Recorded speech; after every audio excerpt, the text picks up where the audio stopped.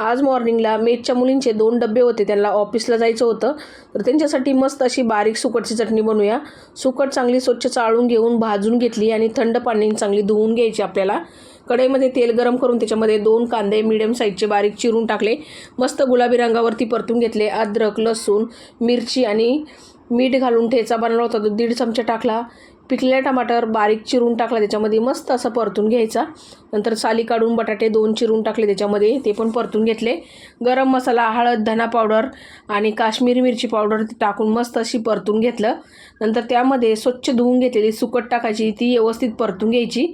आता बटाटा शिजण्यासाठी थोडासा पाण्याचा हबका द्यायचा आणि मस्त मिक्स करून घ्यायचं। झाकण देऊन ही सुकट जी आहे ती वाफवून घ्यायची। त्याआधी थोडंसं कोकम टाकायचं त्याच्यामध्ये किंवा चिंच टाकली तरीही चालेल। मस्त असं मिक्स करून घ्यायचं आणि कोथिंबीर टाकायची। तयार झाली झणझणीत सुकटची चटणी। तर मंडळी, या तुम्ही पण खायला भेटूया पुढच्या व्हिडिओमध्ये। धन्यवाद।